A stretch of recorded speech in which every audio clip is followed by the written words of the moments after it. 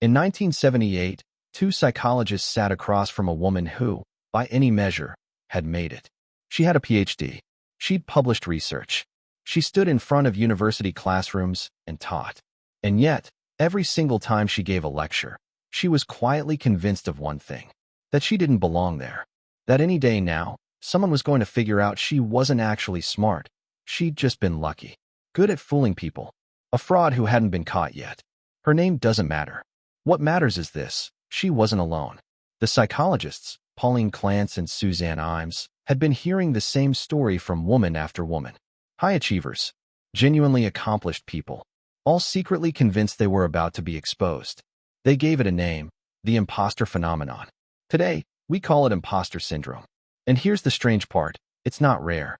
It's not a flaw in unusual people. Research suggests something close to 70% of people will experience it at some point in their lives. So today, I want to sit with this feeling, where it comes from, why it lies to us so convincingly, and, maybe most importantly, what it's actually trying to tell us. Let's start with a simple scene. Imagine someone gets a promotion. It's earned, years of good work led here. But the first thought that arrives isn't pride. It's dread. They're going to realize I'm not ready for this. That's the core of imposter syndrome. Not a lack of ability, but an inability to internally accept the ability you clearly have. The evidence is right there. The promotion, the praise, the results. And still, something inside insists it's all been a mistake, or luck, or good timing. Psychologists have actually mapped out different flavors of this feeling.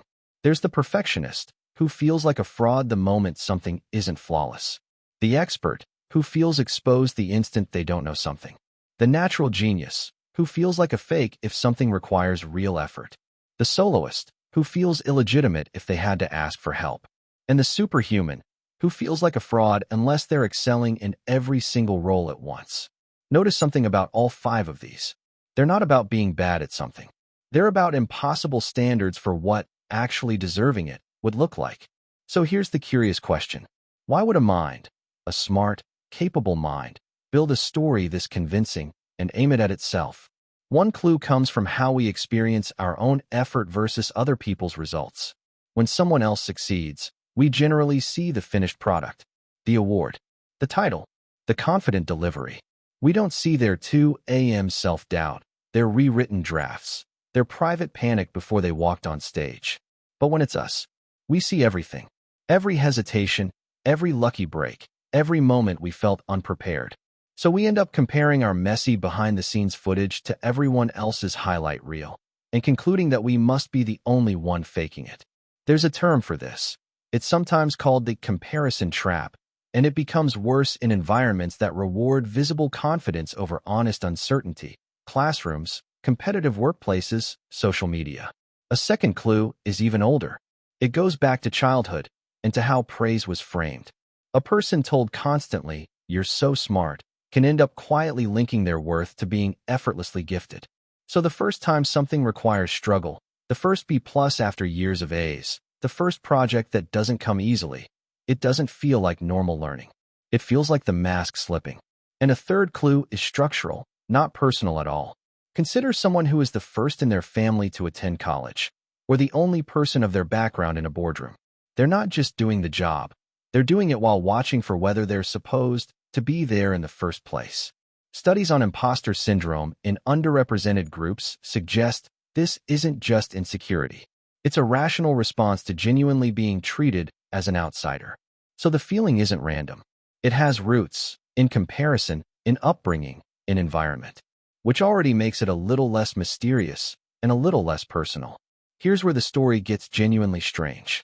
Imposter syndrome tends to show up most in people who are highly competent, not the least.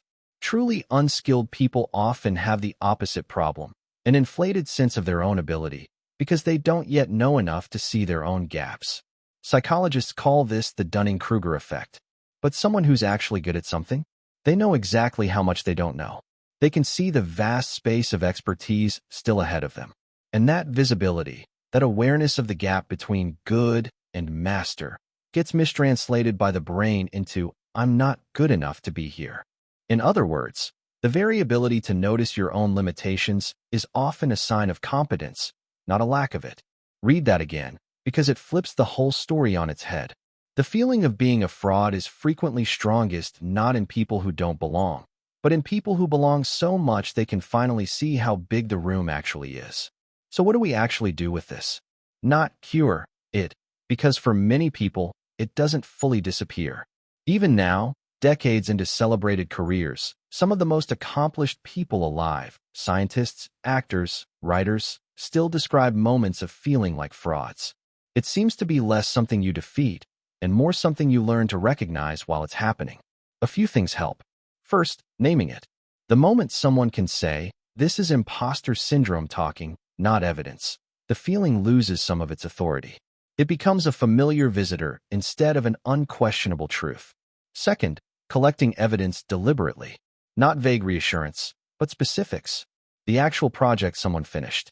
The actual problem they solved. Written down, revisited, because the anxious mind is remarkably good at forgetting proof of its own competence the moment it's needed. Third, talking about it out loud. This is often the most surprising step, because when someone finally admits, "I feel like I'm faking it," the person across from them so often replies, "Me too." The isolation imposter syndrome tends to break the instant it's spoken. And fourth, separating confidence from competence. They're not the same thing.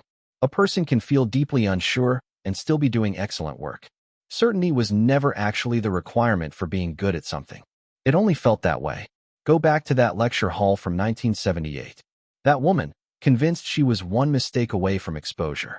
She wasn't a fraud. She was a highly capable person whose mind had confused, "I can still learn more," with "I don't deserve to be here." That confusion, as it turns out, connects millions of people who will never meet each other. The surgeon before an operation. The student before an exam. The new parent Googling questions at 2 a.m., certain everyone else instinctively knows what they're doing. None of them are frauds. They're simply people standing at the edge of their own growth, mistaking the view for a warning sign. Maybe the real signal isn't "you don't belong here." Maybe it's just, "you're paying attention."